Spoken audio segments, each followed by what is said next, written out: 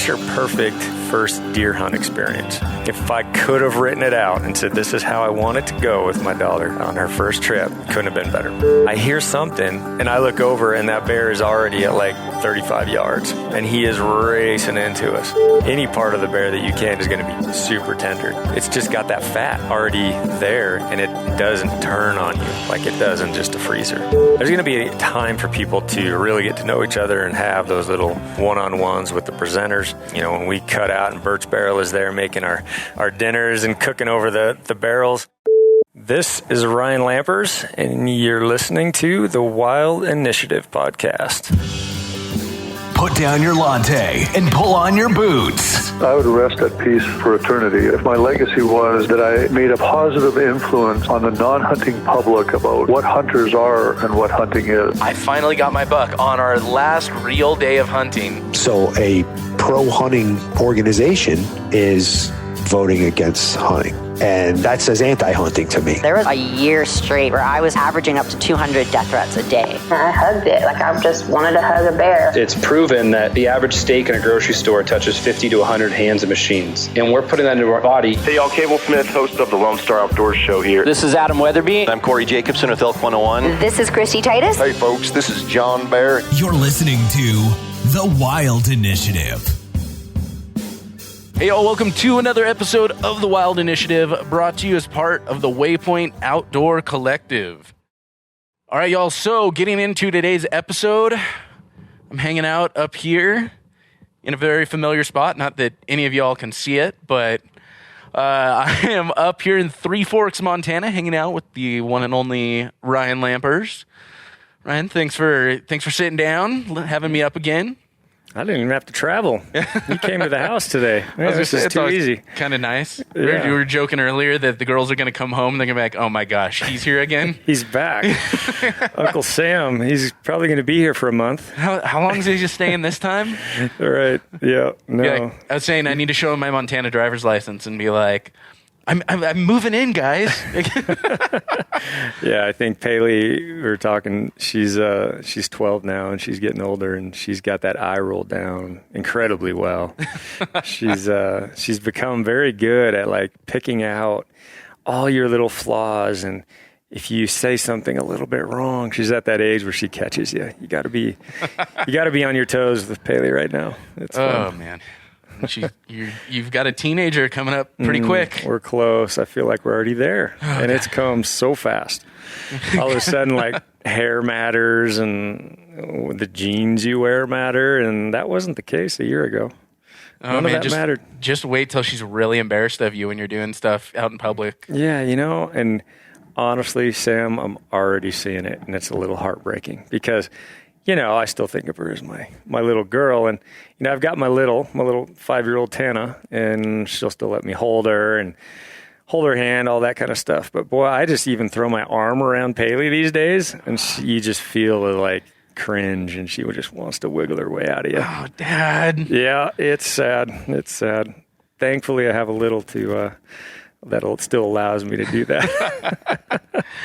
Well, I remember, and I can't remember if we must have talked about this on the last podcast, but I remember it's just so funny when I was here the first time, and I was kind of helping, like you guys would be out, and yep. I know the girls would be coming home early, and like, oh hey, just make sure the girls are alive when you get home. And I remember coming in, they're like, Sam. There's like a mouse or a bird or something, in the garage. And I just remember the whole adventure of trying to locate this mouse or bird or whatever it was squeaking away in the garage. Oh, man. And then I just remember, you should shoot it. You should shoot it. That's classic Tana right there. I'm like, yeah, whose daughter is that? Oh, yeah. Yeah. That is definitely a young Lampers right there. Mm-hmm. I think she's going to be quite the hunter. I mean, yeah, I'm not sure at this point. You just let them make that decision themselves. But yeah. I've got an inkling that she's going to be like pretty hardcore when she gets of age. Well, it's just, I love those pictures because it's like, you see it in her face. Like, she has that face that, like, she gets intense and invested. Like, and you see the little videos and pictures you share where, like, you're cooking a steak or you're processing something or, you're bringing out a skull, and she is all about it in her pink tutu or whatever it happens to be. Like, yeah, absolutely. It's usually some type of princess dress. I mean, usually we're on a hike, she's in a princess dress. We're shooting porcupine, she's in like a princess sweatshirt or princess dress, something. But no, she's a ton of fun, and she's very perceptive. Like, she notices everything, picks it up. Most kids do. But the one thing that'll be interesting with her, like, she hates blood.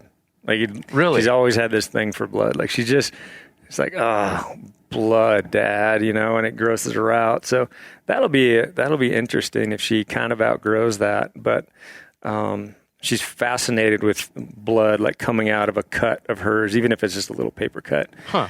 It's like the end of the world because there's actually blood there, visual. And so, I don't know. We'll see.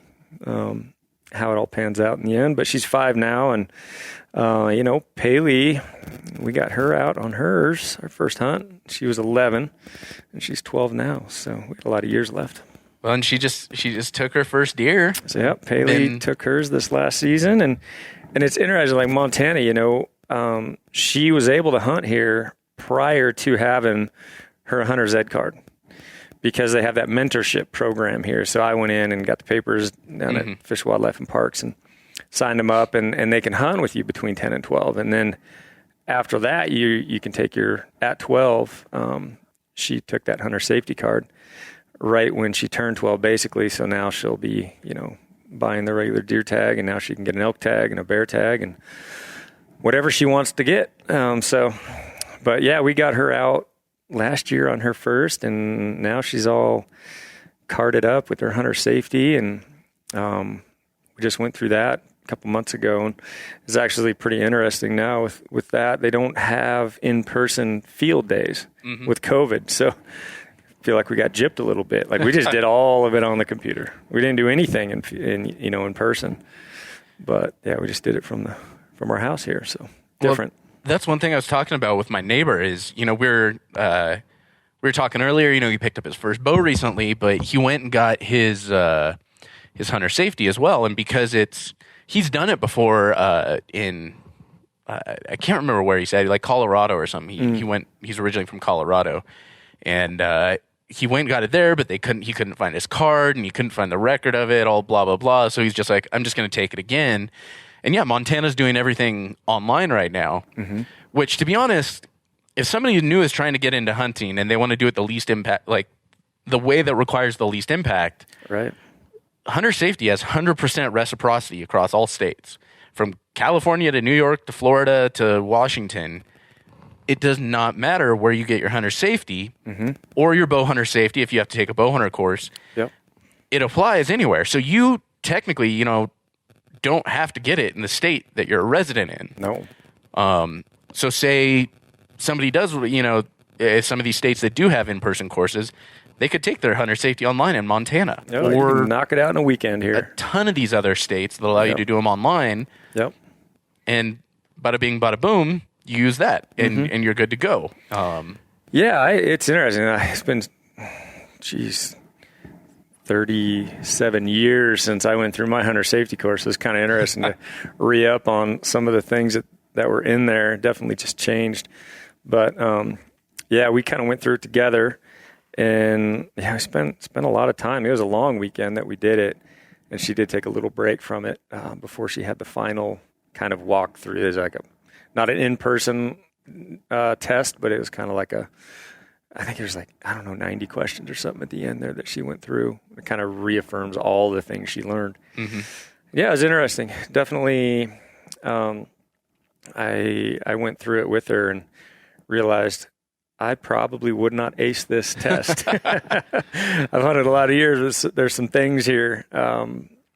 There's a few things that I questioned the answers to, and there's a lot of things I guess I forgot. I remember, and there's a few things, if it was anything like the one I took, and I assume they're fairly cohesive across the board. Like they're, it's generally the same stuff, but I do remember there's some that I'm like, really? When they asked the question, there was a few that were kind of up a little bit up to interpretation. Could have been two answers that were correct, I think. Either, one was maybe more correct than the other, but... Well, here's two questions, for example, that stuck out for me. One of the questions on the final was, what is a dilemma?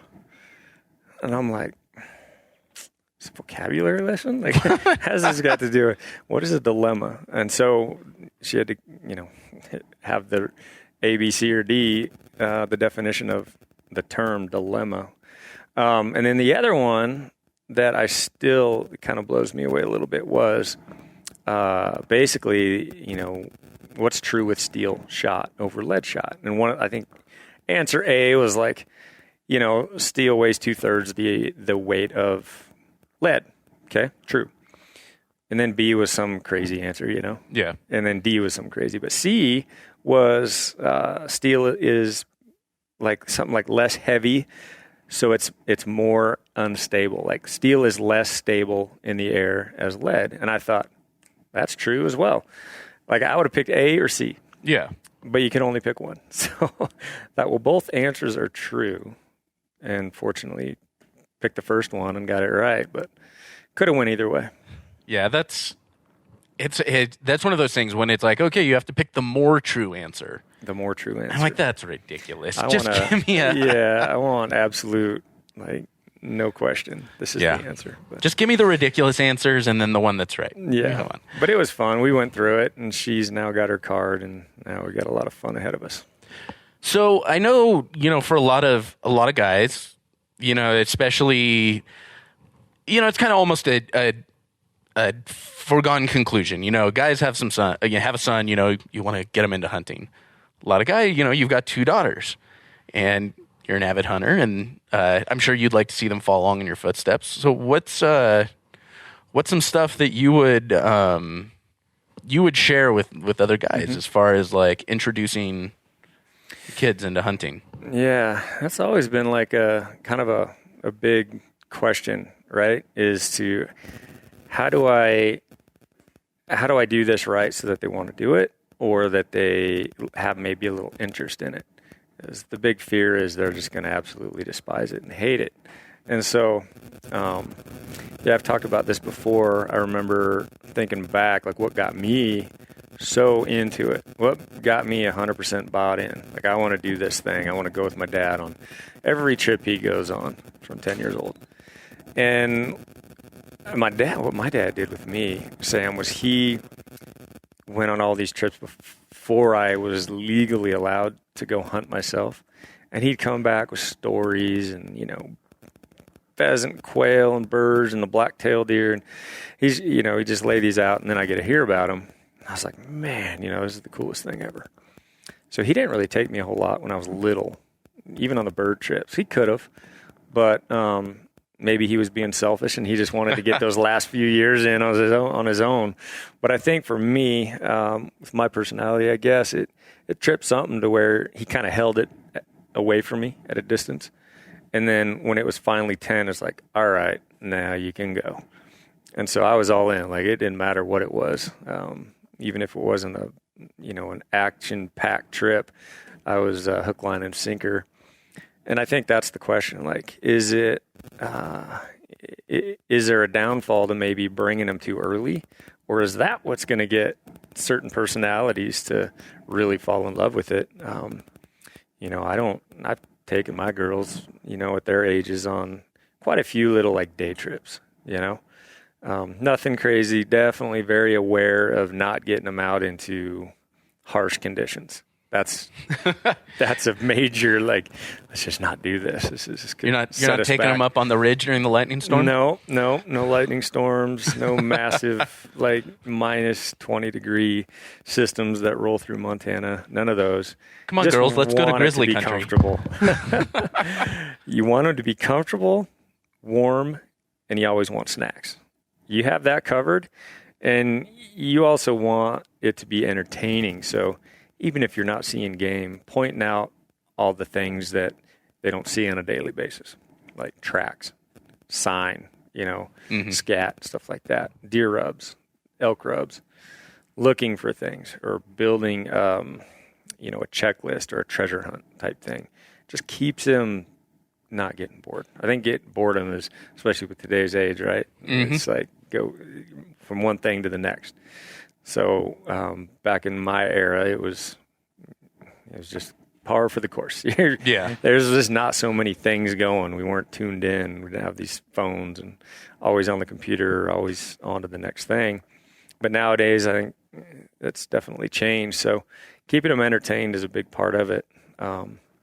But, what I've seen is, and I've said this, and Hill and I have had these conversations, like, what if they don't like it? And I couldn't care less if they don't. Like, if they didn't want to go, if Paley didn't want to go on her first deer trip, fine with me. Love her still. It's just not in the cards for her.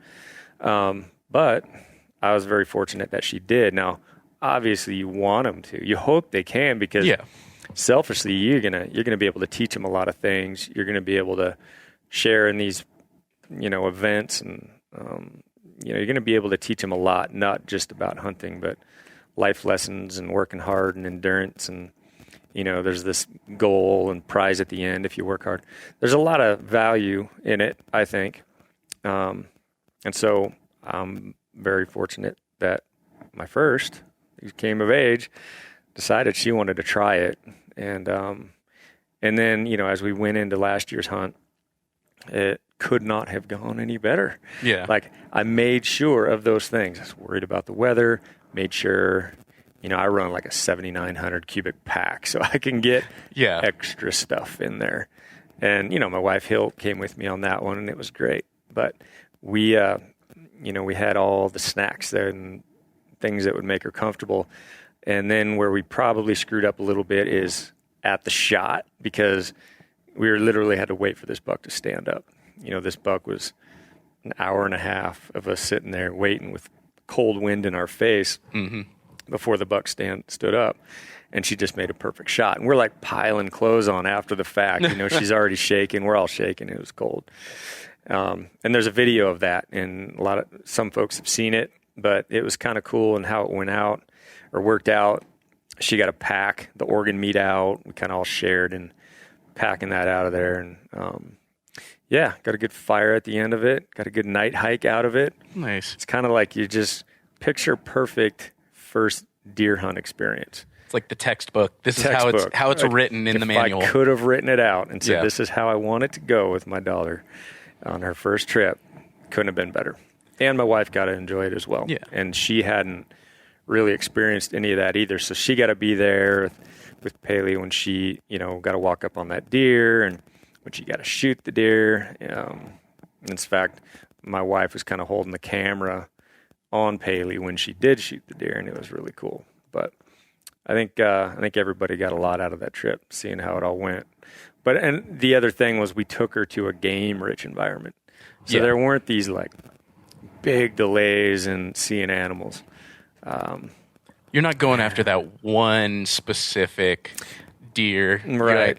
As long as we get to a spot where we can see some bucks, a good amount of bucks, that's what we want. Numbers of deer, numbers of animals, even if it wouldn't have been deer, like maybe we're out in speed goat country, we're seeing a lot of antelope or elk or whatever, but I wasn't going to take her up to like northwest Montana where you're fighting to see a buck in 3 days, 4 days. It's thick and not much glassing, and it just doesn't seem like fitting for how I wanted this to go. And so worked out great, but that's my only advice, is figure out who they are and what's going to work best for them, because I was hoping doing it the right way, but apparently it worked. But they've been on a lot of trips with me, younger, not actually hunting, but Tana, we go out and just do these little day trips around the valley here for mostly porcupines and things like that. Yeah. Non-game animals. Actually, I talk about you guys a lot because my porcupine story from hunting in Montana comes up often, and I think a lot of people are like, porcupine, like really? And I'm like, well, I got a buddy. He and his daughter, that's like their favorite thing to go out and do, and it makes a damn good stew for sure. It is a great little fun animal to go for if you have kids. Yeah. You don't have to worry about the wind. You don't have to worry about, you just got to find them, right? And then, they're pretty easy to take down. Don't require much of a pack out. No, and it's nice having a thick pack really when tasty. you do. But yeah, and that's the thing. Like, definitely some things learned with the little porcupine hunts. What I have my daughter do, and Paley's a master at getting them out of the woods. We just put the dog leash on wrap it around one of the front legs, front feet, and carry it out, drag it out. But they're not that scary once a lot of people are like, well, how do you deal with them? Is it going to shoot its spines at me? Yeah, no, really. No, you're fine. They haven't been poked. Yeah, you flip them on their backside, and they skin out like anything else. And it's surprising. You get a medium to large porky, and you get a lot of meat out of it. You do. They're a lot bigger than I think people realize. Like, we're used to. Heavy. I'd never seen one until a few years ago when I was here hunting, and all of a sudden, like this thing's way big. I mean, he was a hefty porcupine, like he was a fat guy, but they're way bigger than you expect. I think initially, from watching cartoons as a kid or something. Oh like that. Yeah, no, they got some weight to them for sure, and you'll find every once in a while you come across just a giant. But it's fun, when the kids just have a day to go out and do something like that.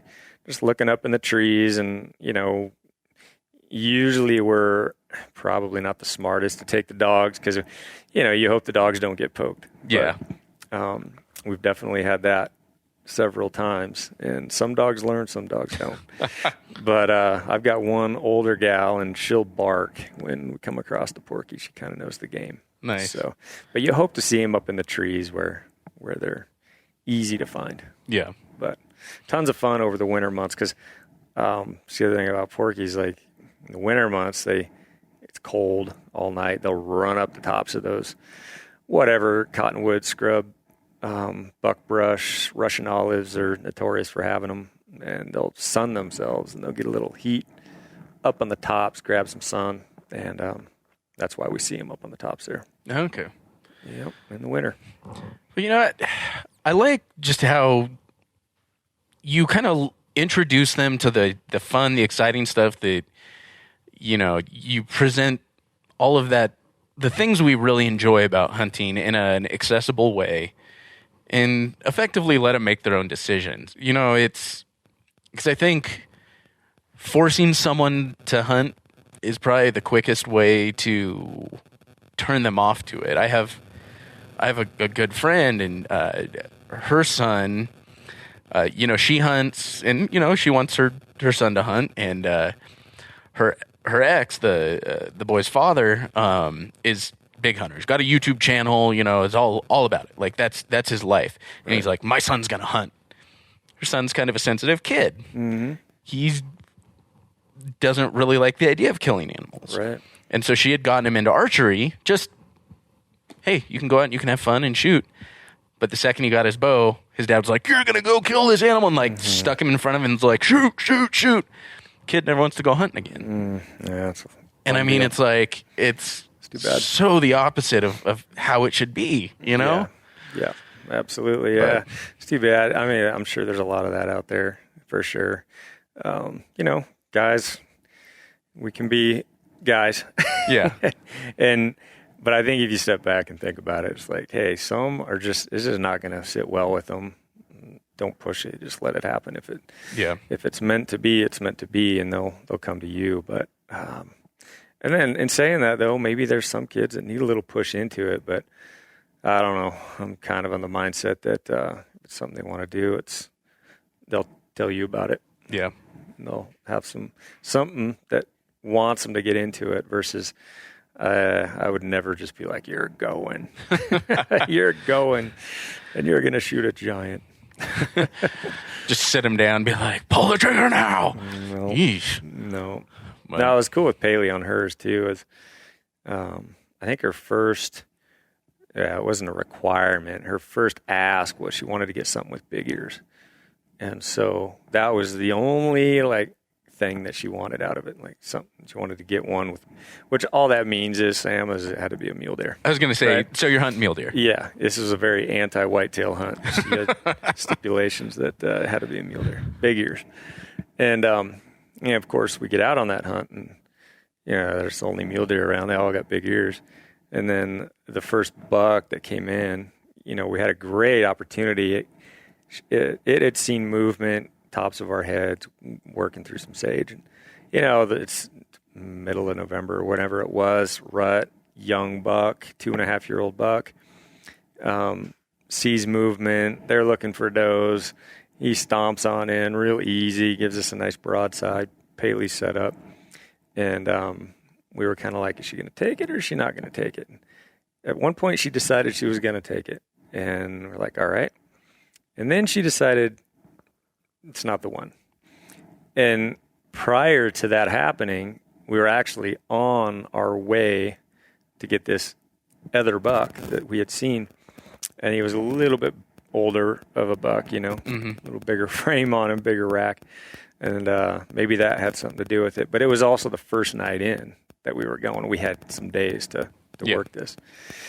And I that was like the best choice she could have made, because now we got this whole other day to go out and really spend more time glassing, learn the layout of this, kind of see how we see a buck from a distance, how we negotiate getting there, the stock, how we get set up.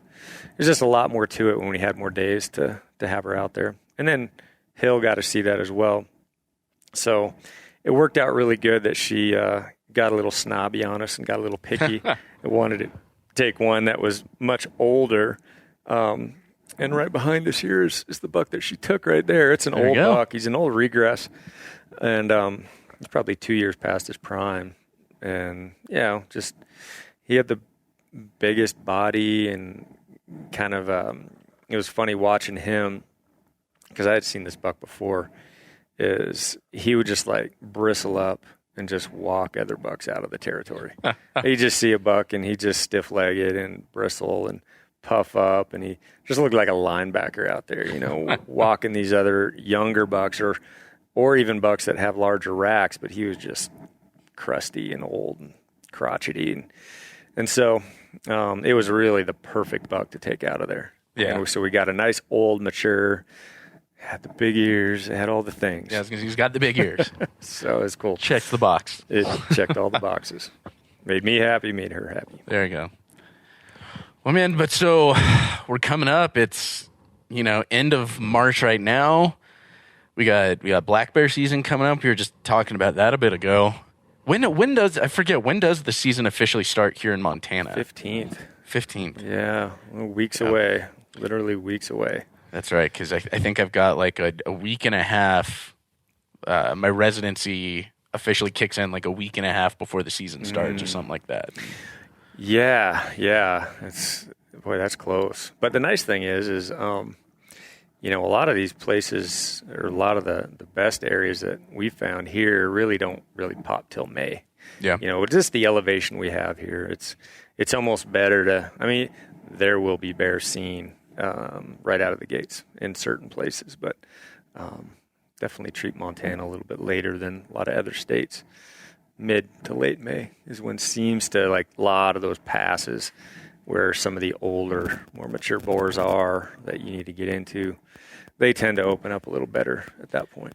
Beyond, I guess, the snowmelt and the passes opening up is when it stays cold, and I guess we'll see what kind of happens over the next couple of weeks. Right. It's like it'll be snowing in the morning, and then it's like sunny and 50 in the afternoon. It's been unreal. Like today, even it was snowing. Yeah, it was snowing a little bit, but you look outside, it looks like summer. Yeah. And no snow like on the ground. It feels like gardening season, Sam. Oh yeah. But then again, you go stick a shovel into it, and it's frozen ground. But I think we're gonna have like 63 degrees some point this week. Jeez. It's crazy warm. So it's like, how does that affect, beyond, again, the passes being open or closed, and for travel corridors and whatnot, but like, how does that affect what they're doing coming out of?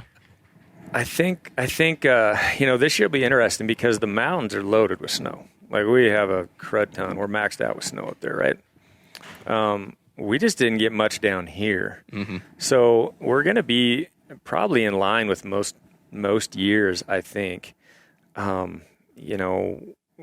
It's all about that elevation. It's all about the green grass. And, I hike every day up on the mountain. You can almost see it from here out the window. And I just put like 3, 4, 5 miles on every day.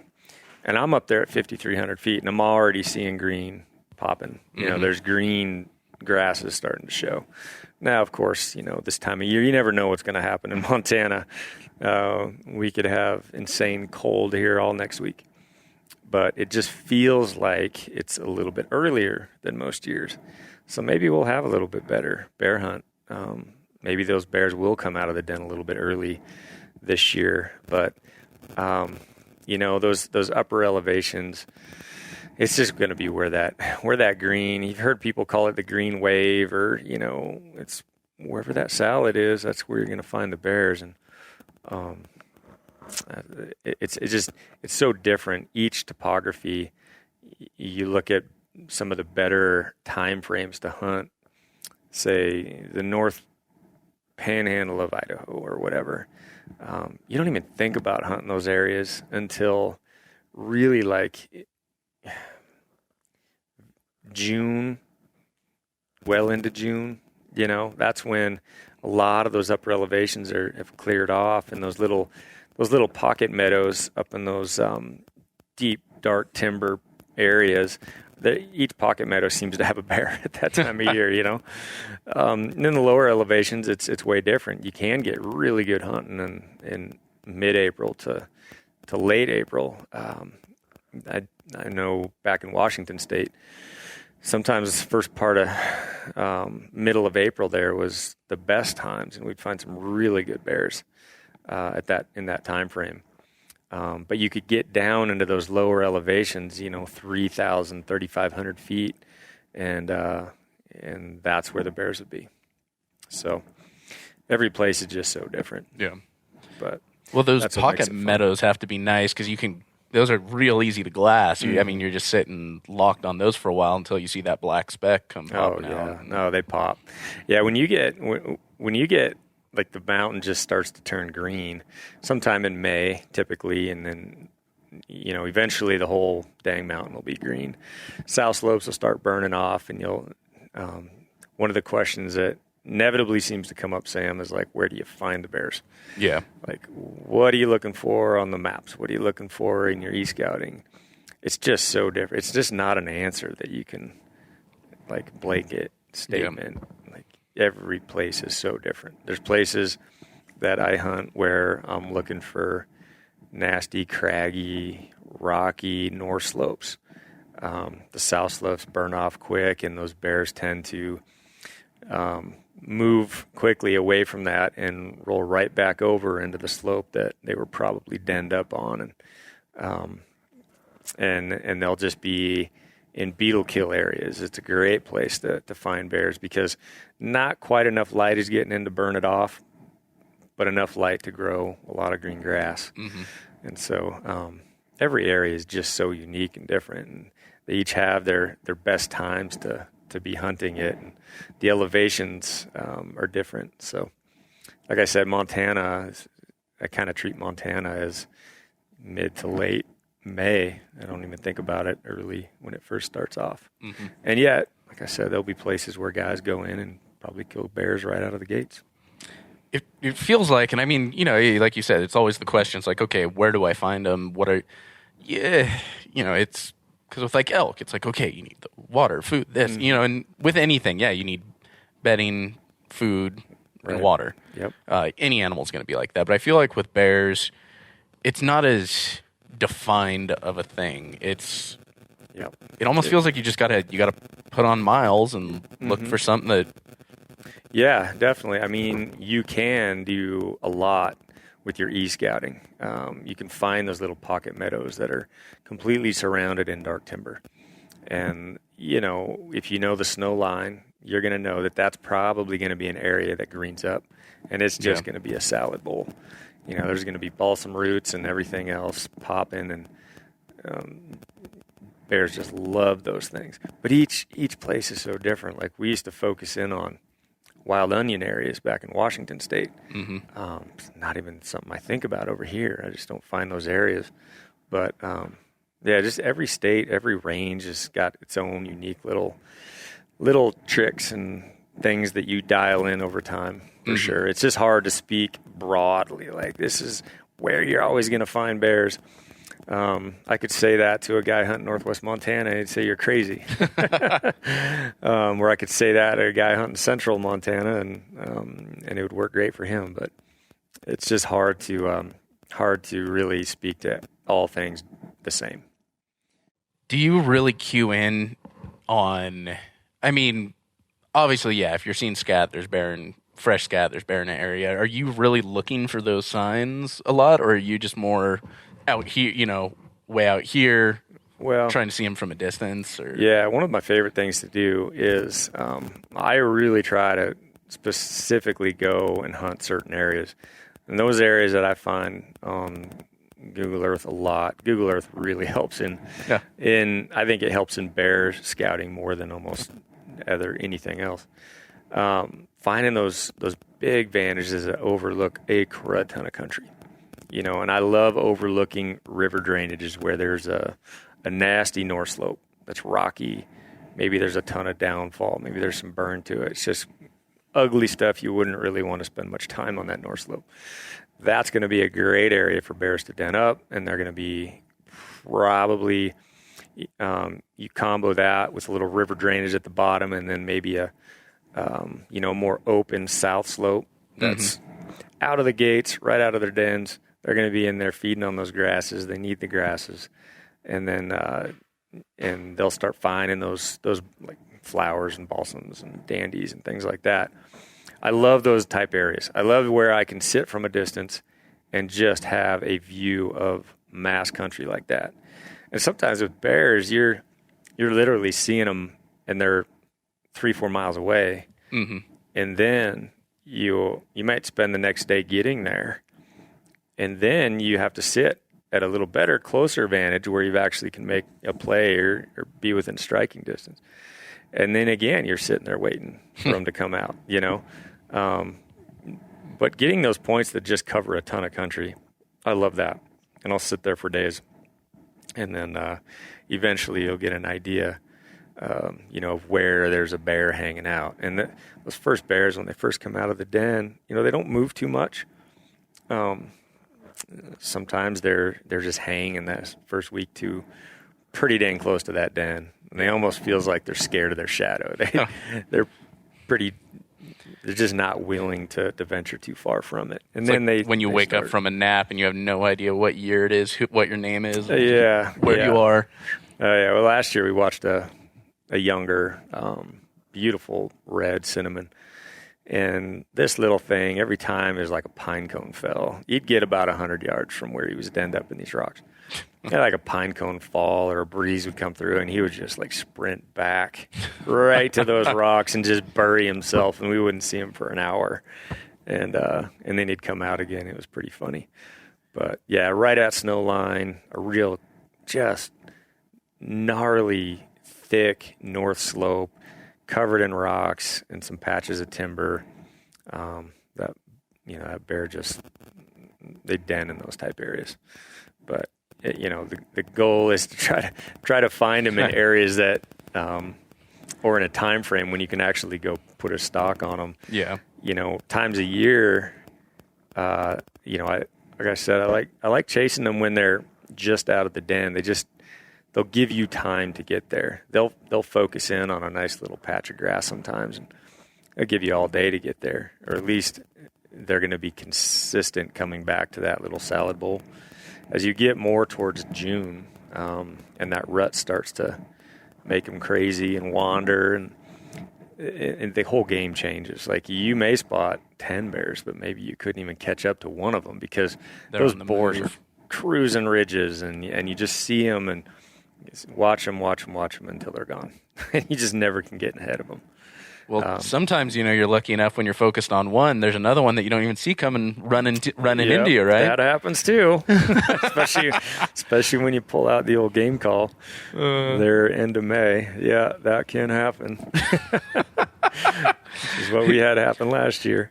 Based on a true story. Yep. Yeah, be very aware when you start ripping on game calls in bear country and distress calls, and calf calls. Yeah, there's a time where they switch off the grass and they're willing to go for meat, and it's usually when those calves start dropping or those fawns start dropping. And I tell you what, like calling in bears is it's a ton of fun. But be on your toes. I guess, man, calling in an elk's pretty intense. Calling in a bear. Well, and they have soft pads, and they come in quiet, and you have to see them. It's not like you're hearing typically. An elk comes running in, or, a moose, you hear that thing coming. Yeah. They're breaking down the forest to get to you, It's very... It's unbelievable how those bears can just work through, and you don't know they're there until they're there. And like you said, like you were alluding to, sometimes even during the trip, you don't know they're there until you get home and realize that your camera picked them up and they were right next to you. And for everyone that doesn't know what we're talking about, talk a little bit about yours and Brian's film really quick. That one in particular, and I can link to it on the show notes page for sure. Yeah, one of our hunts last year, we had seen this bear from a distance, glassed him up, and it was like an all-day approach to get up to where this bear was. And he's just a beautiful bright red coat, real unique. Called him Red Lightning. He just stood out, big old thing. And we had got a little video of him, and it took us a long time to get to the top of where this thing was feeding. And in the process of doing that, we got up there, and we came across another real nice chocolate up in the same drainage. And we were really considering taking that chocolate, but this red was just incredible. And we had a good idea of where it was, and it kind of slinked into some timber, and it disappeared on us. And we figured, it was just bedded down for a little bit, and sometimes they'll bed down for a long time. So we got in a great vantage, and inevitably this bear ended up coming back out. And so we made a play, and we raced over there, and we got above right where we thought he would be, and we were like, we just couldn't figure out, like, where did he disappear to? It's like he just Houdini'd us.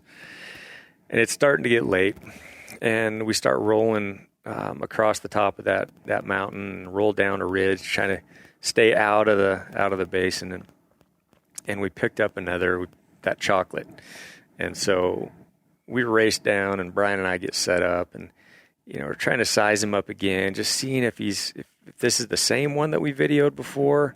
And he's a really nice bear. And this was a rifle hunt. This wasn't a bow hunt. So you put the ear protection on, and this bear was kind of moving through some down timber, and I always carry a distress call around my neck to stop them. This happened to be a hunt, and Montana's loaded with grizzlies now. This was a hunt that I wasn't really planning on doing any bear calling or distress calling, because we had just seen a grizz that morning about 300 yards from where we were now set up. That's right. You guys set up right in the spot where you spotted that grizz. I forgot about above that. Him. But that bear wasn't stopping enough for me to get a shot. So I started ripping on that call, and Brian's the film guy, and he's behind me, and he's got the long lens down on the bear, and then he's got the other lens kind of on me. And inevitably I just decide not to shoot that chocolate. It's like, you know what? It's not the bear for us. And so we how did that go? So as soon as I'm kind of making that decision, I hear something, and I'm looking over to the side, and Brian's still got the cameras rolling. We can't see what's just over the hump. I've kind of got this old dead and there's like an old stump in front of me. And I hear something, and I kind of look around, and I see this big old black bear that we hadn't even seen all day. We hadn't seen this bear on the mountain. And I look over, and that bear is already at like 35 yards. Jeez. And he is racing into us. Like, he's flying. And now he's coming in quick. And if I stand up, and the only thing I can do is take the offhand shot. He's about 30 yards when I shot him. And ended up dumping that bear right there. The next time we would have shot him, if I wouldn't have got him where it was, he would have been at like, I don't know, 20 feet, when he would have came over the rise. And he was you would have smelled him before he was coming right to that call, He hadn't seen us. He was just coming right in for that call. So we had a great trip. Overall, Brian ended up killing a great bear, and I got that great bear. And we ended up, Brian's going back, and he's doing some of the edits on the film. And he's looking at the footage, and he picks up what we didn't pick up at the time. And that big, giant red had actually, when I ripped on those calls and I'm looking for chocolate, trying to decide yay or nay, the first bear that came in was red. I mean, on a dime, and he was flying. And so, he comes in, and he comes right past. He took the same line where I had just shot that. After that, I had shot the big jet black. And so we don't know how close he got, but we didn't even know until we got home and Brian put it on the computer and actually saw that big red had actually come in. But we were so focused down here. Yeah. It's just he hadn't made any noise. And when the big jet black came in just after red, he stepped on a stick, and it just like, oh, there's a bear right in front of us. But we never did. We would have never known without that film that red did come in, and he had to be extremely close. And he probably just got right next to us and smelled us and buggered out. But yeah, no, it was shocking when Brian sent me the footage of little red lightning coming in like that, and we had no idea. So yeah, head on a swivel. But do you ever wonder, like, when you're out, like, how much of that stuff you do miss? Because it probably happens all the time. Most people aren't out there filming. Maybe they got their phone with them for a quick little clip. You got to wonder, like, how many times you're getting watched by a cat. Jeez, that's what bears don't, for the most part, don't want to. Even a grizzly doesn't want anything to do with you. With a rare occasion, but like cats, probably watching you. Those scare me. Like I shouldn't say scare me, but more than anything, everyone asks. I feel like that's the first thing people ask when they find out aren't you scared of bears?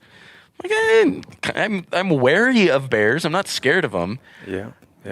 Cats make me a little bit nervous. You've probably walked up or under a couple of trees where there's been one looking down on you. Just sizing you up. That's the nice thing about carrying those big packs. You look a lot. Yeah. Look a lot tougher. It protects your neck a little bit too. But yeah, who knows what we don't see? How many elk come in quiet? Probably quite a few.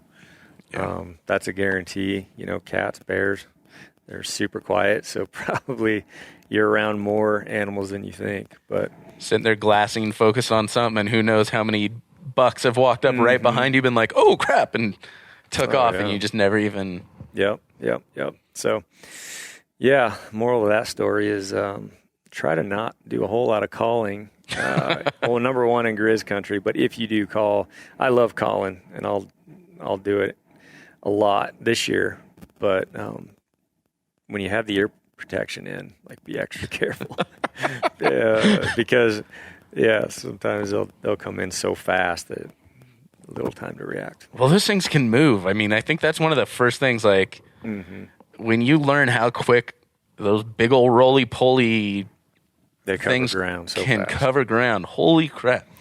I used to spend a lot of time in Alaska, and we were around those big old, brown bears a lot. And you realize when you're fishing on one side of the river catching sockeye and a bear strolls up on the other side, how quickly they're covering ground. Or you see one on your side, and he's, 300-400 yards downstream. Jeez. All of a sudden he is on your fish. Like, you better hop in the boat and push off and get out into the river. They just have those long strides, and they're deceptively fast. Well, I mean, in that video that came out, geez, I don't know. At this point, I don't know how long ago it was. I lost track of time, but down in Yellowstone, that grizzly dragging the elk, effectively drowning it in the river. Yeah. Yep. That was crazy, wasn't it? That was absolutely wild. It was this wild. last summer that it did that, and then it kind of parked on the carcass there on the riverbank for a long time. Days. It like kind of half buried it, and it just sat and owned it for a while, but yeah. Brings you new respect, and I know people are probably sick of me telling this story, but I'll tell it again because I don't care. It's my podcast. Yeah.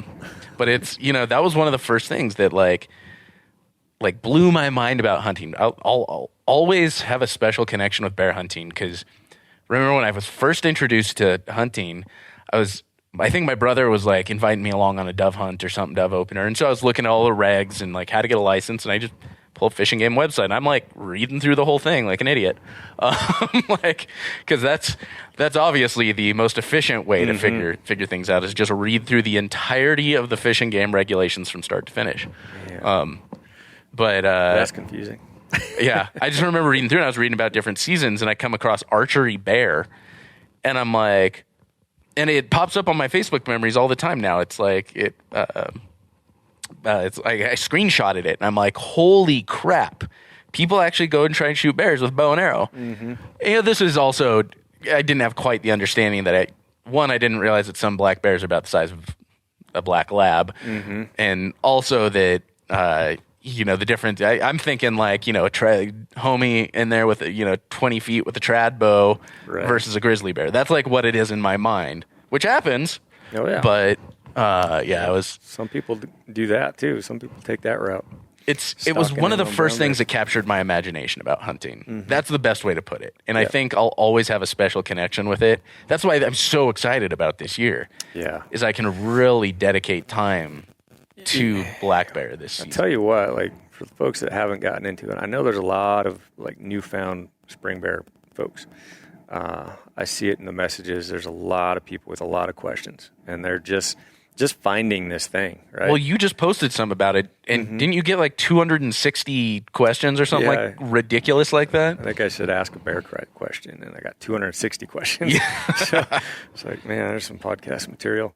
But yeah, I think there's a lot of people who traditionally have gone for deer, gone for elk. It's like a fall season thing.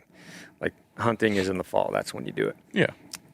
But there's a lot of folks that are realizing now, like, man, there's this whole spring thing too. It's not, and it doesn't have to be just turkeys. You got bears, and tell you what, like it's quickly become over the years. It's one of my favorite times. It's one of my favorite hunts, bar none. I love mule deer hunting. I love elk hunting, but I can't say I don't love bear hunting just as much. Yeah, because you're getting up there. The time of year, everything's coming alive. Bears are just coming out of their dens. You get to go into some just amazing places. Bears live in some incredible places, just like big old crusty mule deer do. And you get to hunt an animal that is very unpredictable. As soon as you think you got them figured out, they'll do something different, and they'll just wander, Sam. Like there's no patterning of a black bear, except for right out of the den. They're pretty consistent. They don't move too far, and they'll go back to these sometimes certain areas to feed. But then after that, boy, they're just like, they'll wander. They'll walk this way, and then they'll walk that way, and then they'll go back this way, and for no rhyme or reason.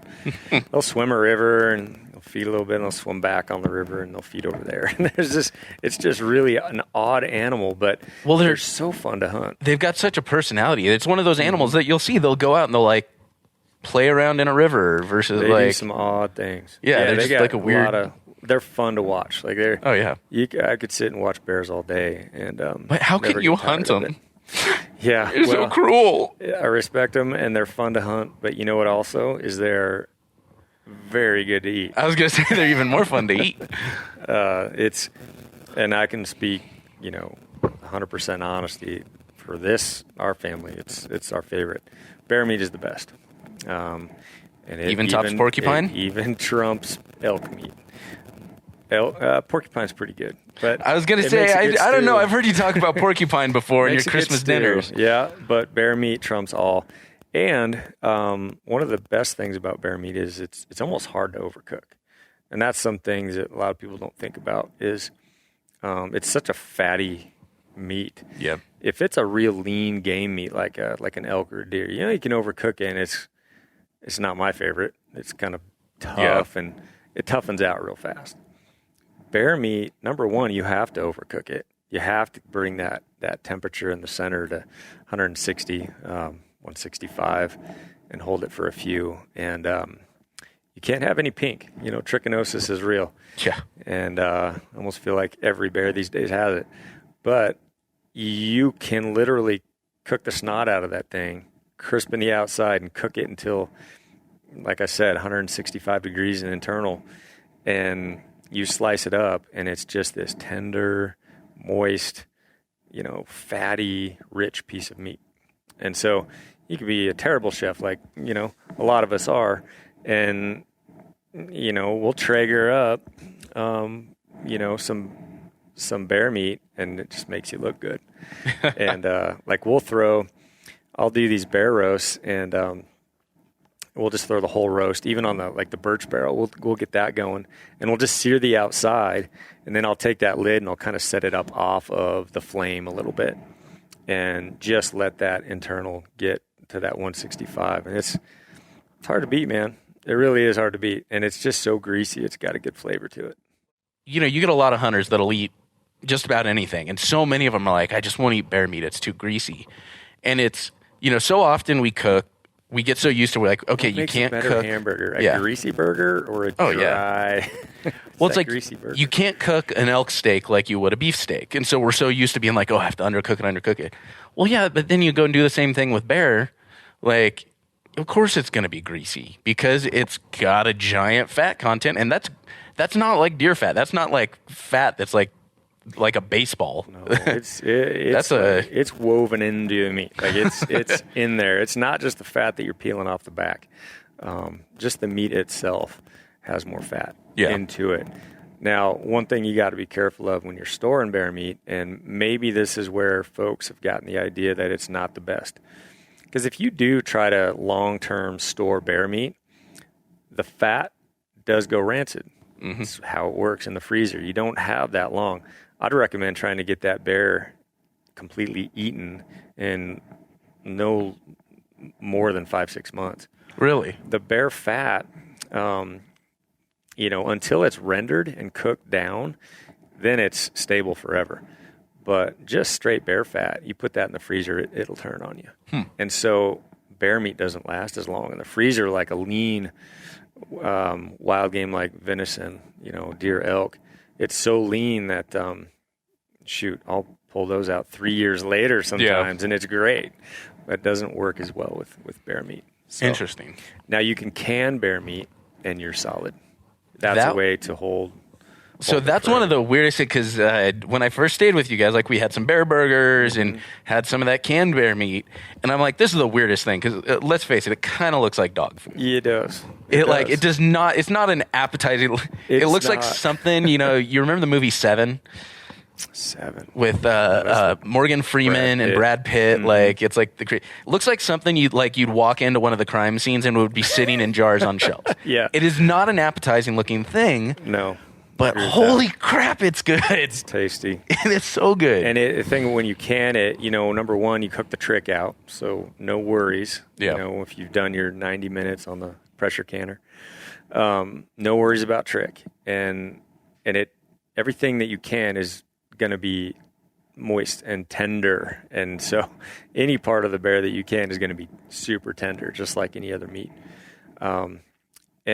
And you can just pull it out, and it traps the fat in there. Mm-hmm. And so when you uncan it, like pop the top and then heat it up or toss it on some whatever, quinoa or potatoes or whatever you want to do, it's just got that fat already there, and it doesn't turn on you like it does in just a freezer. I think one of the best ways to preserve bear meat is pressure canner. There you go. For sure. Save a couple of steaks and grind for immediate usage. Can the rest. Immediate usage. Yeah. Try to empty it out of your freezer. Save the deer and the elk for long term storage if you're holding on to it for a while. But I'd get rid of that I'd cook that bear meat as quick as you can. Yeah. Yep, for sure. Because the knock on bear, and I grew up with everybody telling me bear meat was nasty. Yeah. It's gross, it's greasy or it's foul, it's got a funky taste. And I half wonder, like, is that funky taste from the storing method that they did? Maybe not taking the fat off enough or storing it too long, or how they, took care of it in the beginning, I think has a lot to do with it. Or were they hunting in an area where it's feeding on a crud ton of skunk cabbage or maybe even salmon? You can get some off flavors from that. But if you're hunting, like the areas that we're hunting bears that aren't feeding on that stuff, and they're just clean and chomping on. They're fattening up on huckleberries in the fall season. I was gonna say, there's a big difference if you're hunting them like late fall season, something like that, where gut piles have been dropping from hunters for a while. Yeah, it's going to probably pick up some of that flavor versus, like you said, the ones that are fattening up on berries. It's like... Yeah, there's not much... I mean, you can't really find a better meat than like a late August, first week in September, after they've been chomping on huckleberries for a couple weeks. Because they fatten up so much. I mean, back in Washington State, it was almost hard to draw a spring bear tag. But you could go down and grab 2 over-the-counter tags in the fall... at any point as a resident. And so we'd be forced to hunt in August and into September. But that was the best time to get them because you literally find bears that were so round, you're digging 5-6 inches through bear fat on their back to get to their back strap. And that fat you can render down, and there's all kinds of things you can do with it. But it's really hard to beat that flavor of that meat. Fat is like greasy. It's not like, again, it's not like deer fat where it's like almost the consistency of like a softball. Right. That fat's like greasy. How do you generally pack that out? Because that's got to make a mess with everything. It does. Yep. It really gets those game bags greasy. So I mean, no doubt about it. You just kind of cut it off with the quarters and goes in the game bags. Depending on what kind of hunt you're on. If you're on a big backcountry hunt, obviously you just treat it just like the other meat. You got to keep it really cool. Yeah. That fat and warm, it leaches out real easily. It'll go rancid on you quickly versus just the meat. But like everything else, like a lot of times, if I'm taking bone out, like if it's not that tough of a pack out, within a day, I'm leaving bone in a lot of times, and I'm just leaving that fat attached to the hind quarter. Mm-hmm. And bear hind quarters, they're fairly short. You can get them in a decent sized game bag. They're not like a big, long, even mule deer leg that takes up a lot of space. They're pretty short, and I'll just leave it on. Now, if I'm going to be back there for a while, I will separate sometimes. I'll separate the meat from the fat, and I'll keep the fat in its own game bag, keep that aside from it. And that's just in case. Like, in case something starts to sour, I want that fat off of it. Yeah. But most times we're trying to get it out, in a real timely manner. But, it will, if it's going to turn, it's going to be the fattiest piece. So are there any other considerations when you're skinning out, packing out a bear compared to, like somebody that's just used to skinning out an elk or a deer? Yeah, I think you have to be a little extra cautious with keeping it cool. Like I said, it doesn't do well, over time with all that fat, but it also will go bad on you much quicker with that fat in the heat. So, you could almost get away with a real lean meat like an elk quarter hanging in a not warm environment, but it's warm out. Not really cold. Yeah, you're hanging it in the shade of it's in the shade of a tree, but it's still pretty dang warm out, kind of. Yeah. You'll be fine. You want to double down with bear. Really make sure there's no sun going to hit that game bag. Really make sure the temperatures are, hopefully below 50. Find a cool stream or something. Find a stream. Yep. We always carry those contractor bags, and if you do have a creek, double up those things and sink that meat in a contractor bag. Make sure you submerge the whole bag so some of the meat isn't up grabbing sun or anything like that. And that's worked really well for us. But you just got to take extra precautions with bear. It will turn on you a lot quicker than the lean animals with that fat content. Let's say you're back for a few days. One of the other cool things with the bear is, I think you may have just posted a story about this too, is rendering the fat out there in the field. You can take some of that fat in your... Best meal you'll ever have on the mountain is a fresh bear kill. Chunk up some of that bear fat. And, fall bears, you're going to have more than you can even handle. Like you can get a dozen quart jars of bear fat rendered off of a really nice big fall bear. Springtime, it's 50-50. Some of them come out of the den, they're real thin, not much fat to deal with. Some of them come out with a surprising amount after hibernating for that long.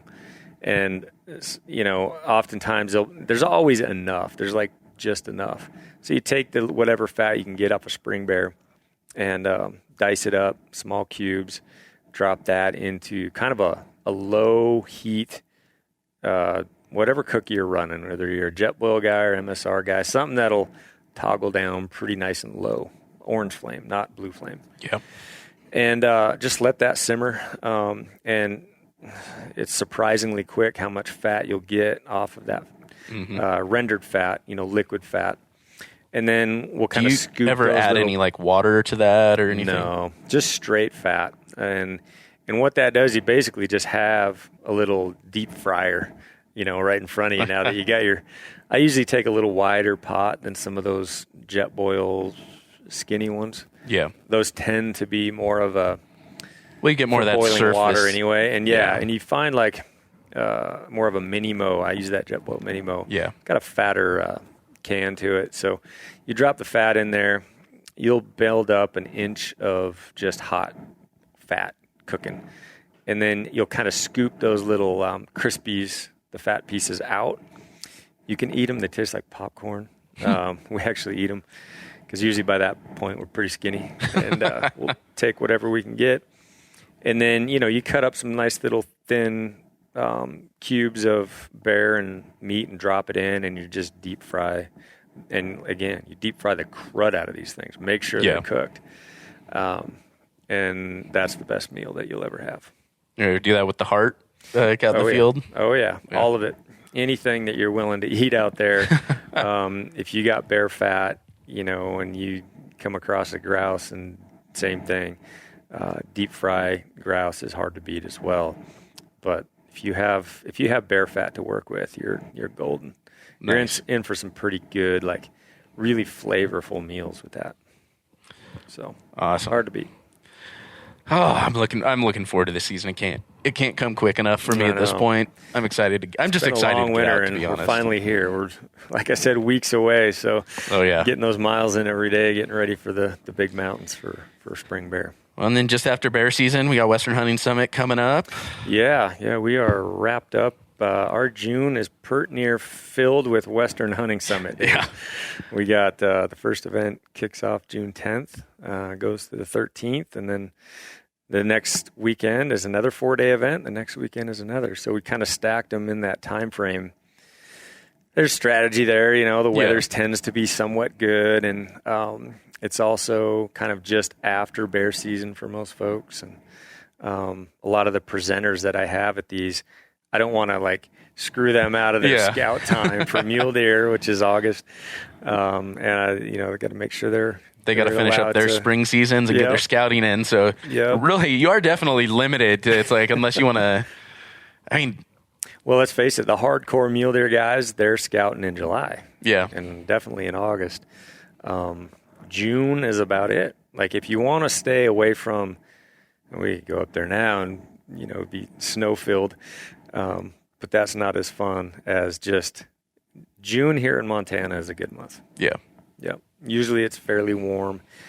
We'll have our rain days, but no, this year we've got great presenters for each of the 3 events.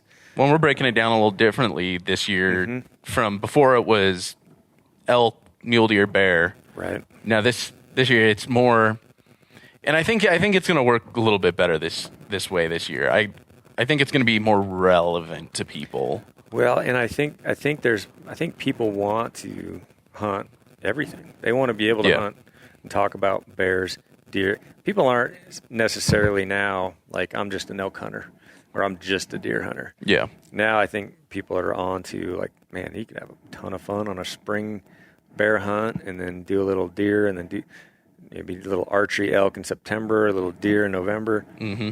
So we broke it down to more of a weapon specific. And so that just allows us to speak to everything. You know, for the guy that's real comfortable, really not interested in bow hunting, he could come to the first event, the June 10th event. And we're going to have some rifles for guys to, you know, shoot and play with and get education on proper form and all that.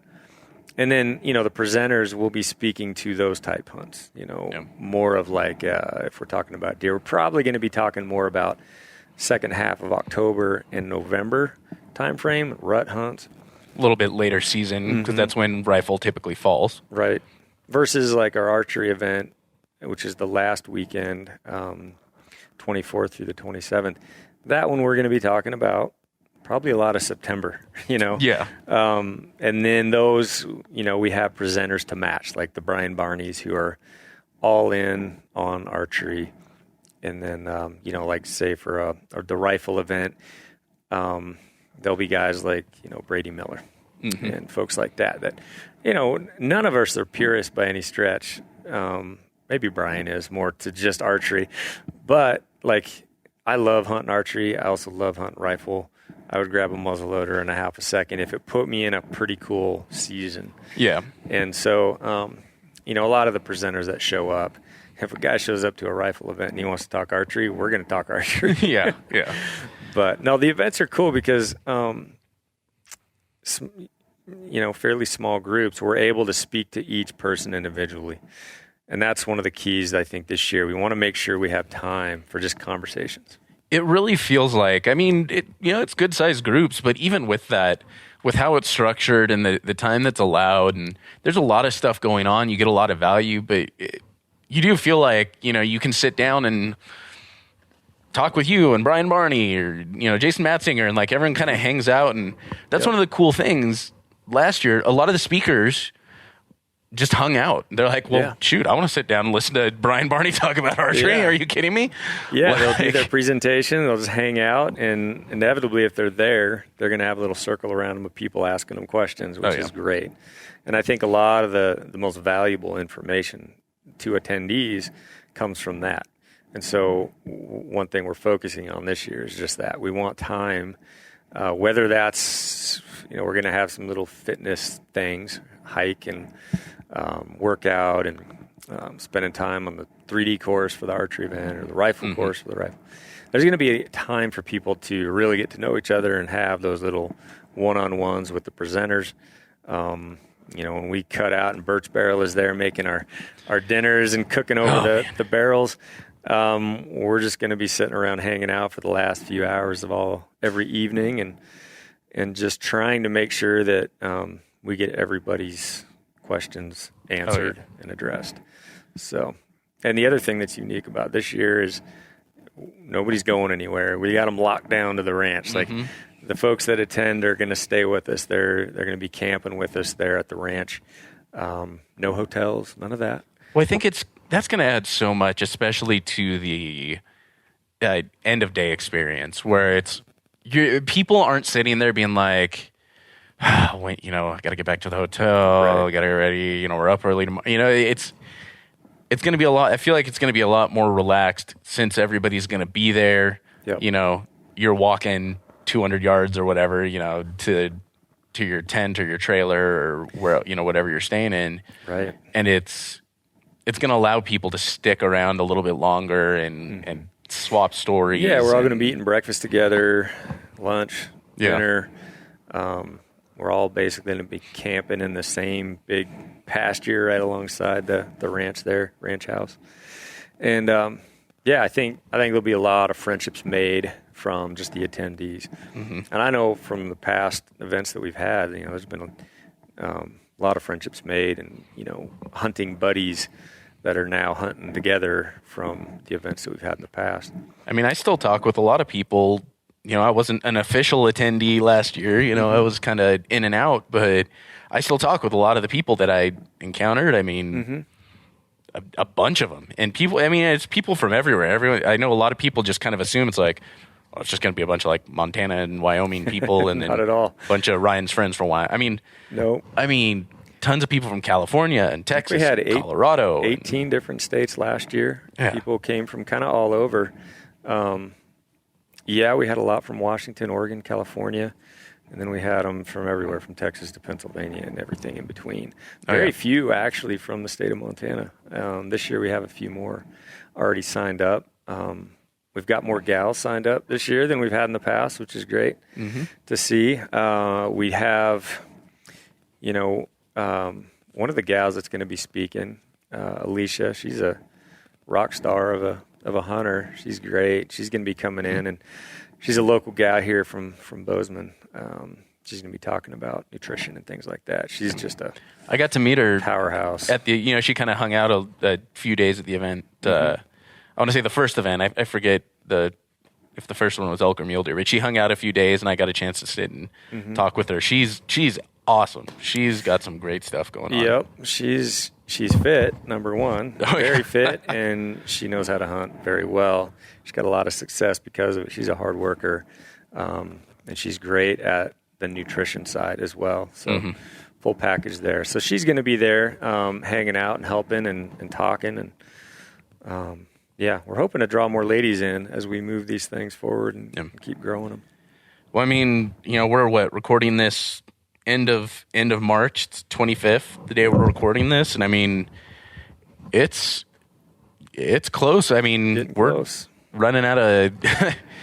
I think we've had a couple of purchases since then, but like last I checked, we were down to. I mean, archery sold out, combo sold out.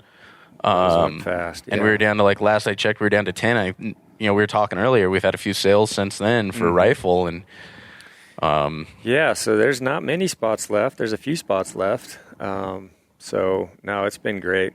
Love seeing, the interest this year was cool to see when we had that pre-sale. It blew me away how many folks jumped right on that. And prior people that have already been to past summits, there's been a lot of folks that have not just been to one, but two or three, and a couple guys have been to 4, which is nuts. Well, I mean, giving people a look behind the glass. I help you manage the email list, and I go through, and I was just kind of cleaning it up and looking at the different years attendees and tagging them and being like, okay, this person, is 2019, 2020. Yep. This one's 20. I'm like, there's a lot of people with 3 or 4 tags on here that have. Yeah, it's surprising, right? Never would have guessed it. I mean, if that tells you about it, and even some of those people that came last year came to multiple events. Right. They came to 2 or 3 events. We had guys that came to mule deer and elk, or elk and bear, or it was a mixed bag. I mean, that's the same year. That tells you something about the event. It's such a mix of everything, because it's not just the speakers, and it's not just the camaraderie. It's that whole mix of everything that makes it such a cool, unique event. Yeah, and that's kind of what we were hoping for is, a community here of people that can bounce ideas off, and if anybody who's attending has questions at the event or outside of the event or after the event, they've got our numbers and they got our contacts, and we can try to help anybody and everybody out. But we definitely made a lot of lifetime friendships already, and definitely going to have a lot more. I'm going to be hunting with a gentleman this year who has been to 2 or 3 of the events. Hunted with a gentleman last year that I met at the first event. We went down and killed a couple of elk together. That was cool. Nice. And so, no, it's a good group. I think a lot of like-minded people. And again, I think folks are probably going to meet people who are similar in where they're at, maybe, in the process of learning. Or there's guys that show up that are very new. Yeah. There's guys that show up that have done this for 10 years. Maybe they're there for the experience. Maybe they're there for the fun, a little bit more education. It's hard to say. but it's a wide range for sure. Yeah. Well, I mean, hopefully, this will come out in probably about 2 weeks or so, something like that. And who knows at that point if there will be any spots left. Spots left, but we'll see. Yeah, I don't know if people are listening to this want to go. There might be 1 or 2 left to grab. So. Yep, I know. It's funny. We haven't talked about it much for the longest time. We did a pre-sale, and then we were like, man, that was crazy. Sold out 2 events, and we just kind of dropped it. We didn't even talk about it. And now we're like, we have a handful of spots here. Maybe we should talk about it. Yeah, there we go. But, well, go check. Either way, I'm looking forward to it. Hill is looking forward to it. Hill will be there as well, talking if people have questions. Usually, here's what happens, Sam. If Hill's at an event, and you probably know this. Oh, yeah. Guys will come up to Hill and then, like, what's the one thing? There's a doctor and a bunch of guys. Like, testosterone. Oh, yeah. You say the T word, all of a sudden everyone's like ears. Yeah, like, men's health. Inevitably, if I ever walk by Hill and she's got a crowd around her at one of these events, there's a bunch of dudes talking about testosterone and where they're at or issues, but she'll be there educating and talking through that health. Well, make sure, if you're listening, go check out westernhuntingsummit.com. Absolutely. Good luck getting a pass. Yeah. Check it out. All right. So folks want to follow along, all that good stuff. Where are they finding you? On the IG, it's StHealthy Hunter, StHealthy, STHEAL. I think, okay, and I'm going to throw, Josh is probably going to listen to this, and he's going to, one of my guys, Josh, I remember the first time he asked me, he's like, is it like Saint Healthy? Saint Healthy. And I'm probably going to get a message from him. He's going to give me some grief about calling him out on that. But yeah, so StHealthy, Saint Healthy. And I don't even know if it's stealthy or StHealthy. I don't even know, but it's somewhere in there. I can't even spell stealthy normal anymore because I know they throw an H. There's no H in there. So like, I mean, I don't know. It's your brand. You can pronounce it how you want, but when I have to explain it to people, it's always StHealthy. Yeah, that's how I say it, just so they know the H there. But StHealthy Hunter on the IG, and then we've got our own podcast as well, Hunt Harvest Health, that my wife really hosts most of these days. She's the educator on that one. And then westernhuntingsummit.com if you have any questions about that. Well, give a shout out to StHealthy Nutrition as well. Oh yeah. We got a lot of .coms going on. So there's the StHealthy Nutrition CBD.com if you're interested in CBD or we got a.